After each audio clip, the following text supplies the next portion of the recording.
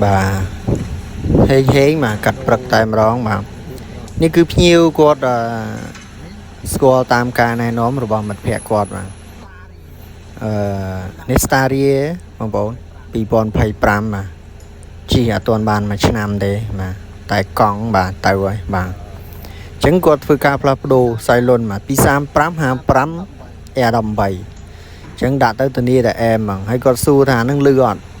បាទធានាជូនបាទមួយដូរមួយបាទបើសិនជាលឺបាទប៉ុន្តែអត់ដែលលឺបងប្អូនកង់ប្រភេទនេះគឺដាក់ទៅគឺអត់លឺទេបាទទោះបីជាខ្ញុំនិយាយថាមិនលឺក៏បងប្អូនដឹងដែរបាទប៉ុន្តែអ្វីដែលគាត់ចង់បានគឺសេវាកម្មពិសេសបាទសេវាកម្មពិសេសហ្នឹងមិនមែនជាងពិសេសទេបាទមិនមើលមុខជាងទេបាទអត់មានអីពិសេសទេសេវាកម្មពិសេសគឺយើងដូរកង់ជូនគាត់4គ្រាប់អ្វីដែលគាត់ទទួលបានបាទគឺយើងធ្វើការដូរវ៉ាល់ថ្មីជូនគាត់ទៅ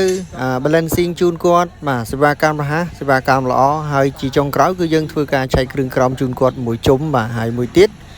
អាចុងក្រោយបងអស់គឺយើង alignment ជូនគាត់បាទប៉ុន្តែឡាននេះគឺជីអត់ទាន់បានមួយឆ្នាំទេបាទមើលជីគីឡូដូចជាអស់តែ30000គីឡូទេបាទប៉ុន្តែមើលសបកកង់បាទសបកកង់អាហ្នឹងគឺសបកកង់ចេញពីក្រុមហ៊ុនណាបងប្អូនចេញពីក្រុមហ៊ុនបាទគឺស៊ីដៃតែម្ដង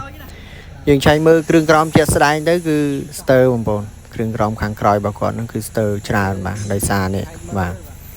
នេះគឺដាច់បាត់ហើយបងប្អូនបាទដាច់ហើយបាទដាច់ដល់កាលណាដាច់ទៅវាហែកអញ្ចឹងគឺ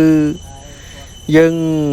រាយការណ៍ប្រាប់គាត់អញ្ចឹងគាត់យកទៅមិនទៅនៅក្រុមហ៊ុនបាទហើយការងាររបស់យើងជាចុងក្រោយគឺយើងត្រូវ alignment ជូនគាត់បាទអរគុណច្រើន